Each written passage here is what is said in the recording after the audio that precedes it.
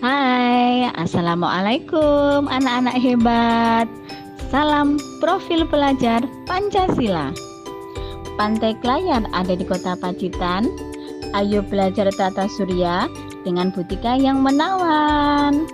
Anak-anak, tahukah kalian bahwa diperkirakan ada 170 miliar galaksi loh?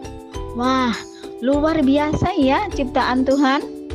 Nah, kalau kita berada di galaksi yang bernama Bima Sakti atau Milky Way, disebut demikian karena galaksi ini memiliki warna yang putih bening seperti susu. Di dalam galaksi Bima Sakti inilah terdapat sistem tata surya kita. Tata surya adalah susunan benda-benda langit yang terdiri dari matahari sebagai pusat tata surya, planet-planet, dan benda-benda lain yang mengelilinginya seperti meteor, asteroid, komet, dan sebagainya. Yuk kita lihat bagaimana penampilan sistem tata surya kita.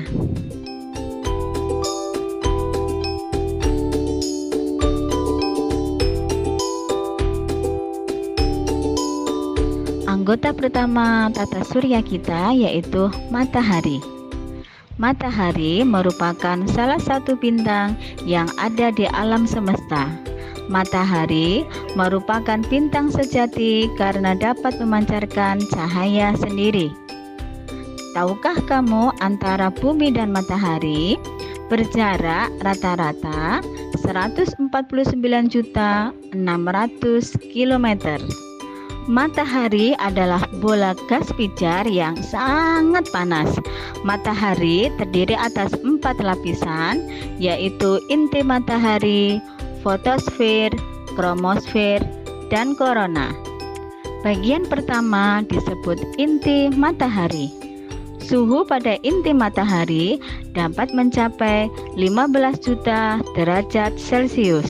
Lapisan kedua disebut fotosfer. Fotosfer adalah bagian permukaan matahari yang mengeluarkan cahaya sehingga mampu memberikan penerangan sehari-hari. Suhu pada lapisan ini mampu mencapai lebih kurang 16.000 derajat Celcius dan mempunyai ketebalan sekitar 500 km. Lapisan ketiga disebut kromosfer. Kromosfer adalah lapisan di atas fotosfer dan bertindak sebagai atmosfernya matahari. Memiliki ketebalan 16.000 km dan suhunya mencapai kurang lebih 9.800 derajat Celcius. Kromosfer terlihat berbentuk gelang merah yang mengelilingi bulan pada waktu terjadi gerhana matahari total. Lapisan keempat disebut korona. Korona adalah lapisan luar atmosfer matahari. Suhu korona mampu mencapai lebih dari 1 juta derajat Celcius. Warnanya keabu-abuan yang dihasilkan dari adanya ionisasi pada atom-atom. Akibatnya suhunya menjadi sangat tinggi. Korona tampak ketika terjadi gerhana matahari total karena pada saat itu hampir seluruh cahaya matahari tertutup oleh bulan. Bentuk korona seperti mahkota dengan warna keabu-abuan. Anggota tata surya yang kedua adalah planet. Planet merupakan anggota benda-benda langit yang memiliki beberapa variasi dengan bentuk dan ukuran tertentu. Nah, planet dibedakan menjadi dua berdasarkan garis edarnya.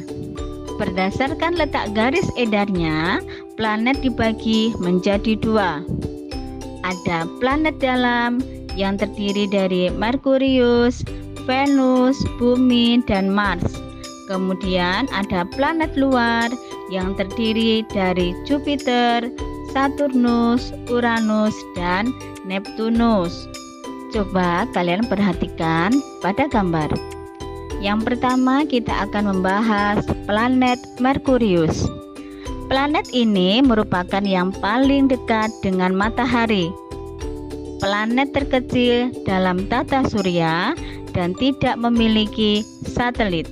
Kemudian ada planet Venus, mendapat julukan bintang kejora, paling dekat dengan bumi. Planet yang suhunya paling panas dan ukurannya hampir sama dengan bumi. Kemudian tidak memiliki satelit. Nah, untuk planet ini pasti kalian sudah tidak asing ya. Ya, betul sekali. Ini adalah planet bumi, planet yang kita tinggali. Satu-satunya planet yang dihuni oleh makhluk hidup. 2/3 permukaannya ditutupi oleh air. Hanya memiliki satu satelit, yaitu bulan. Planet Mars mendapat julukan planet merah. Atmosfernya tipis, dingin, berdebu, permukaannya berupa padang pasir atau gurun. Memiliki 2 satelit, yaitu Phobos dan Deimos. Planet Jupiter, planet terbesar di tata surya, seperti bola raksasa yang terlihat sangat cerah. Skala rotasinya paling cepat. Memiliki 79 satelit. Satelit yang paling besar bernama Europa, Ganymede, dan Callisto. Saturnus memiliki cincin yang mengelilinginya, yang membedakan dia dengan planet-planet yang lainnya. Tampak berwarna kekuning-kuningan dan memiliki 82 satelit. Satelit paling besar bernama Titan. Berikutnya adalah planet Uranus, berwarna hijau kebiru-biruan, planet paling dingin dengan suhu terendah -224 derajat Celcius. Memiliki 27 satelit. Satelit yang paling besar bernama Oberon, disusul Titania, Ambril, Ariel, dan Miranda. Kemudian planet Neptunus, disebut juga kembarannya si Uranus loh. Skala revolusi 165 tahun karena terletak paling jauh dengan matahari. Memiliki 14 satelit. Satelit paling besar bernama Triton, disusul Proteus dan Nereid. Anggota tata surya berikutnya yaitu komet. Komet merupakan benda langit yang berasal dari sisa-sisa pembentukan tata surya yang berbentuk debu, batu, hingga es. Komet bergerak dengan kepala yang mengarah ke bumi, dengan ekor yang cahayanya tampak memudar di bagian ujungnya. Orbit komet lebih panjang dibanding benda langit lainnya, dan bisa berulang kehadirannya tergantung kurun waktu tertentu. Anggota tata surya berikutnya yaitu meteor, meteorit, dan meteoroid. Meteoroid adalah benda langit yang ukurannya sangat bervariasi, yang melayang bebas dan bergerak cepat. Meteoroid yang tertarik akibat gaya gravitasi planet dan bergesekan dengan atmosfer, terbentuklah meteor dengan pijar panasnya. Kemudian saat meteor terbakar habis di atmosfer, tetapi masih ada sisa batuan yang jatuh ke bumi, maka akan disebut meteorit. Anggota tata surya berikutnya disebut asteroid. Asteroid secara umum adalah objek tata surya yang terdiri dari batuan dan mineral logam beku. Sabuk asteroid utama terletak di antara orbit Mars dan Jupiter. Asteroid lebih kecil dari planet, tapi lebih besar dari meteoroid. sekaligus punya perbedaan dengan komet.